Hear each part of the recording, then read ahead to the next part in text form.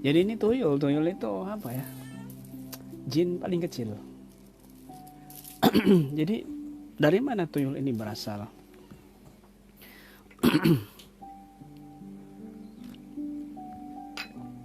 Kalau menurut persepsi di masyarakat awam, masyarakat umum, ya, tuyul itu berasal dari bayi yang keguguran akibat dari tumbal atau perjanjian atau persembahan. Nah, ketika bayi ini meninggal, ya, ada korinnya dari minal jin, ya, bukan ruh. Kalau ruh itu sudah dia ke atas ke surga, tapi ini korin dari bangsa jin. Maka jin ini menyerupai kecil, ya, bentuknya kecil, dia itu untuk mengambil untuk berkeliaran di sekitar.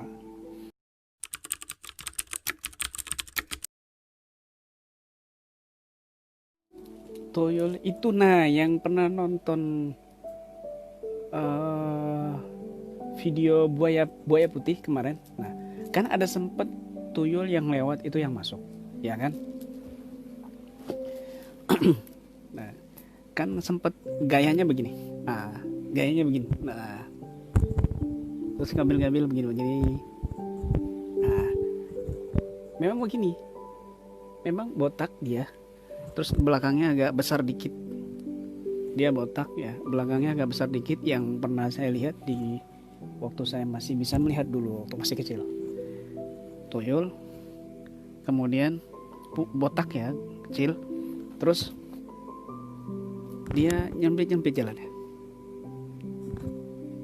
jalannya agak cepet, langkahnya agak cepet, melangkahnya gitu. Ya,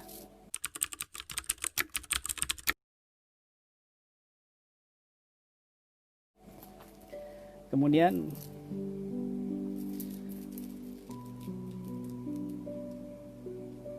dia ini paling lihai, dia mencuri barang, ya. Jin yang paling lihai mencuri barang, bukan cuma uang tapi barang juga, barang-barang antik, barang-barang unik, mainan-mainan kecil. Itu tuyul suka. Boneka kecil atau gantungan itu tuyul suka sekali. Kadang disembunyikan, diambil, tiba-tiba hilang, atau kadang dibalikin lagi gitu. Nah,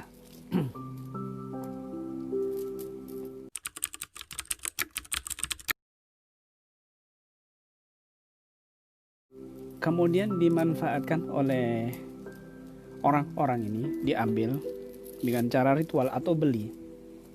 Kalau beli mungkin di gunung, ya, beli itu di gunung, di bukit, sama orang-orang calonnya. Di sana ada calo tuyul di sana. Mungkin harga yang kalau terbaru justru murah, ya. Kalau tuyul yang baru itu murah, beda dengan handphone. Kalau handphone baru itu mahal, ya, semakin baru semakin bagus itu mahal, tapi semakin second semakin murah. Tapi justru tuyul semakin second semakin mahal. Kenapa? Karena lihai, pandai. Karena pandai, lihai, pandai mencuri. Semakin dia berpengalaman, semakin mahal, ya.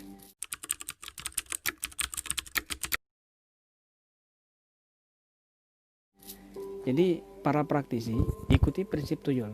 Semakin banyak berpengalaman, maka semakin mahal diri kamu. Begitu, ya kan? Tuyul itu mahal kalau sudah lama dan berpengalaman. Nah,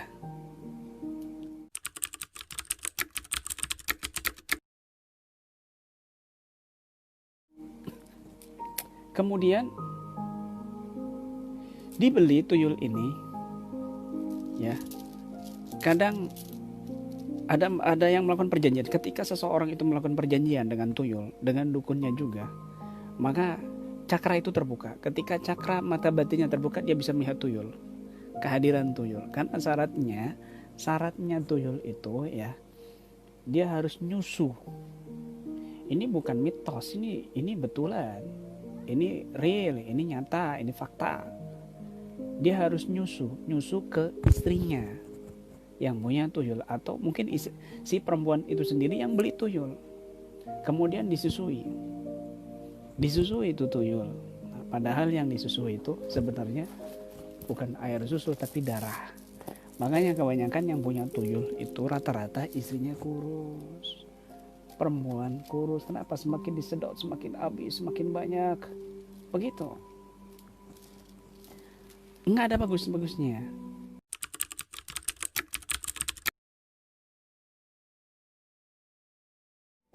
Dia ini nggak pandai ya, nggak pandai mencuri, nggak pandai menghitung. Jadi dia nggak bisa ngitung. Nah, ini jangan ditiru.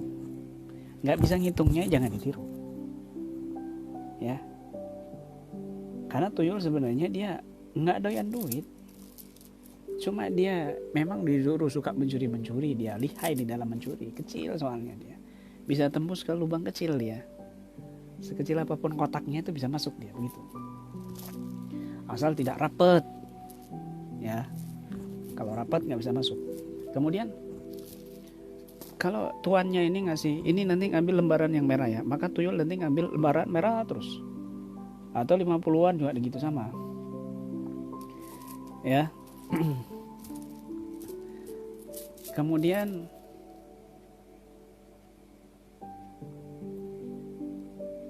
ketika tuyul ini nggak setiap hari, karena ritualnya setiap penanganan mesti harus dapat susu. Jadinya nggak ada yang berani setiap hari dikeluarkan, karena kalau setiap hari dikeluarkan ya kempes, menyusu terus setiap malam. Jadinya mungkin seminggu sekali. Kalau seminggu sekali dia satu RT atau satu kelurahan, ya lumayan banyak hasilnya kan, begitu.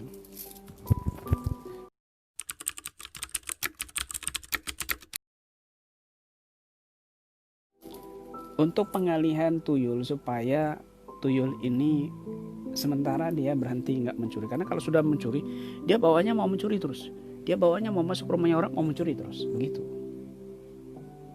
Akhirnya dialihkan dengan yang namanya kepiting kecil, yuyu. Nah, jadi tuyul kecil itu ya, yuyu itu dia suka sekali dengan mainan yuyu untuk pengalihannya.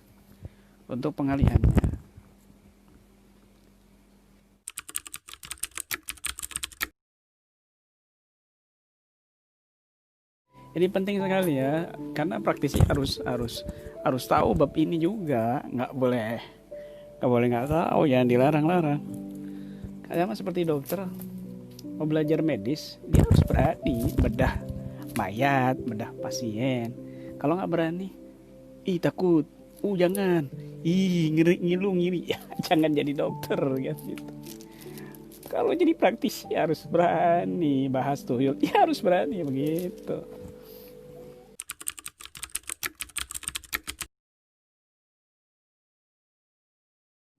Untuk pengalihan dia mencuri itu, maka dia dikasih mainannya itu berupa yuyu kecil itu, yuyu ya. Maka dia mainan terus dimainin kayak mobil-mobilan lah ya, mobil-mobilan.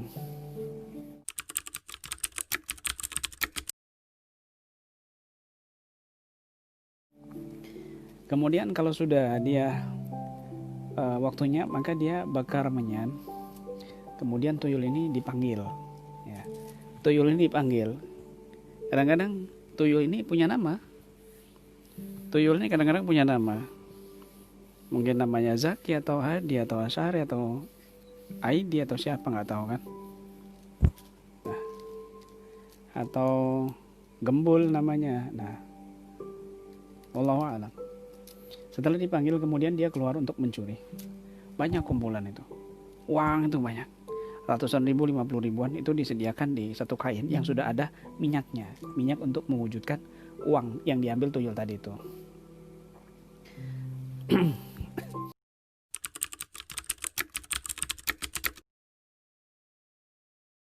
Bagaimana untuk menangkal tuyul hadir di dalam rumah kita? Bagaimana untuk menangkal tuyul hadir di rumah kita? Mudah sekali. Menangkapnya pun mudah. Jadi apa ya?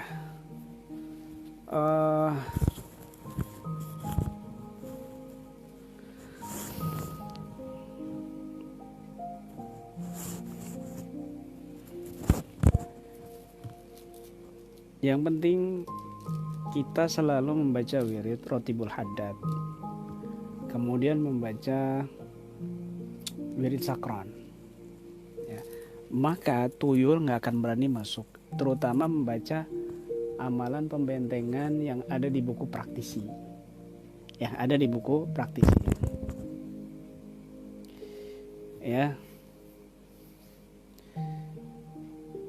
yang megang tembok dengan megang tiang sama lantai, kemudian baca ya la min baini aidihim saddan wa min khalfihim saddan fa agsaynahum fahum la yubsirun. Itu dibaca 7 kali. Kemudian wa idza qara'ta al-Qur'ana ja'alna bainaka wa bainal ladzina la yu'minuna bil akhirati hijaban mastura. Diniatkan untuk dinding, untuk lantai, dan juga semua benda-benda yang ada di rumah kamu, termasuk uang kamu. Begitu.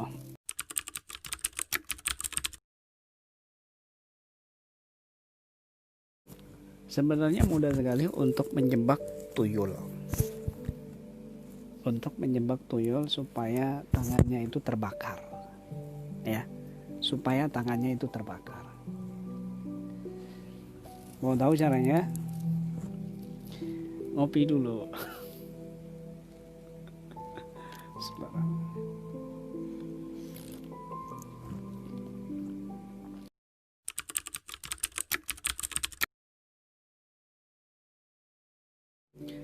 Bagaimana cara membakar tangan tuyul? Gampang. Sudah banyak testimoni. Tuyulnya kebakar tangannya, kapok nggak bisa ngambil lagi. Garam halus, ya. Garam halus itu pengen letakkan di telapak tangan. Panjenengan letakkan di telapak tangan, ya. Kemudian satu cabai rawit, ya, dihancurkan, dicampur dengan garam.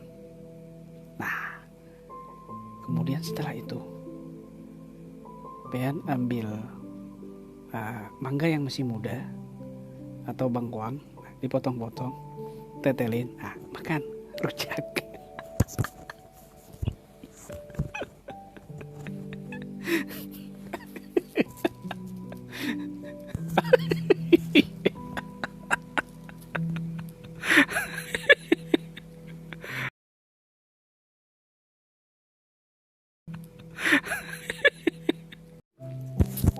Jadi begini, uang pean itu, ya, uang panjenengan, uangnya ini yang punya minyak kasturi sama minyak gaharu diolesin, kemudian uangnya itu di apa namanya, ya, begini.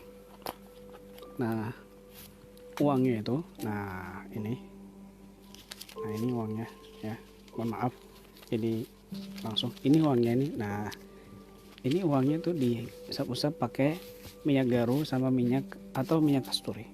Kemudian ya pelan-pelan biar tuyul nggak dengar. Panjenengan pegang uangnya ini dan dibacakan Bismillahirrahmanirrahim la yadurru ma'asmi syai'un fil ardi wala fis sama' wa 3 kali. Jadi kalau untuk mau menjebak, ya, kalau untuk biar nggak kelihatan, ya baca wajah alna 9 kali. Baca wajah alna 9 kali. Baca wajah alna min baini aidihim saddan min khalfihim saddan fa agsaynahum husrun. Dibaca 9 kali. Kemudian letakkan di mana aja, tuyul nggak akan bisa ngelihat. Kecuali istri kamu yang jadi tuyulnya. Beda lagi, istrinya praktisi sih. Nah, kemudian belum selesai. Setelah membaca Bismillahirrahmanirrahim la yadurru ma'asmi syai'un fil ardi wala fis sama' wa 3 kali, kamu baca ayat ini. ada lanjutannya ayatnya gimana? Innalladzina kafaru bi ayatina sawfa nuslihim nara kullama nadidat juluduhum baddalnahum juludan ghairaha liyadzuqul adzab innallaha kana azizan hakima. Begitu. Baca satu kali. Kemudian ditambah lagi ayat untuk lebih memastikan, lebih kuat lagi pembakarannya, yaitu innama yakuluna innalladzina yakuluna fi innalladzina yakuluna amwal al-yatama dzulma innama yakuluna fi butunihim nara wa sayaslawna sa'ira. Begitu ya. Jadi yang pertama bismillahirrahmanirrahim la yadurru ma'asmi syai'un fadi wala fis sama' wa 3 kali ya. Kemudian membaca innalladzina kafaru bi ayatina sawfa nuslihim nara kullama nadidat juluduhum baddalnahum juludan ghairaha liyadzuqul adzab innallaha kana azizan hakima 1 kali. Kemudian innalladzina yakuluna amwalal yatama dzulma innama yakuluna fi butunihim nara wa sayaslawna sa'ira 1 kali. Nah, 3 ayat tadi itu dibacakan dan dititipkan di uang. Maka ketika tuyul itu ngambil, tangannya terbakar. Tangannya paten terbakar selama-lamanya sehingga tuyul itu nggak bisa mencuri, sehingga tuannya itu mungkin cari tuyul yang lain. Uang saya saja nih meskipun nggak dibacakan apa-apa aman, nggak ada yang berani tuyul ngambil di sabuk ini, otomatis terbakar. Begitu. Kenapa kok bisa? Ya karena setiap hari saya pakai buat sholat, buat tawasulan, buat ngeruqyah, buat pelatihan, di mana-mana saya pakai ini tas sabuk ini. Jadi berkah, ada auranya di situ. Begitu caranya ya.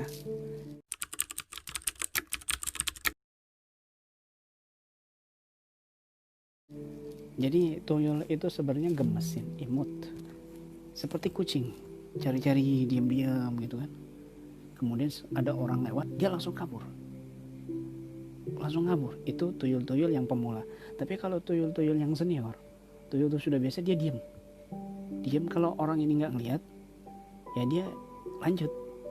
Begitu. Jadi agak cerdas, dia ngelihat orang ini bisa ngelihat nggak gitu.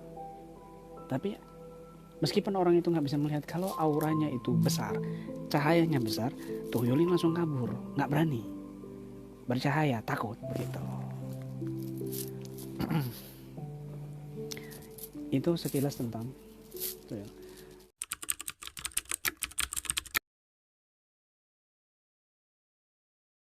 Tapi kalau orang sudah berkecimpung di dunia tuyul, ya perhatikan baik-baik ini. Bagi kaum muslimin muslimat, dengarkan baik-baik. Ketika orang sudah berkecimpung dengan tuyul, maka itu akan turun-menurun ke cucunya, ya, ke cucunya. Dia akan cari anaknya yang perempuan, kemudian lanjut ke cucunya yang perempuan, dan terus begitu, ya.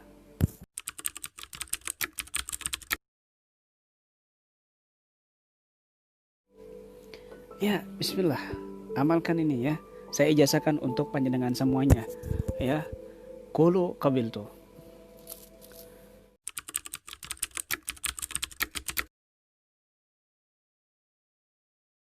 أينما تكونوا يأتي بكم الله جميعا إن الله على كل شيء قدير أينما تكونوا يأتي بكم الله جميعا إن الله على كل شيء قدير أينما تكونوا يأتي بكم الله جميعا إن الله على كل شيء قدير أينما تكونوا يأتي بكم الله جميعا إن الله على كل شيء قدير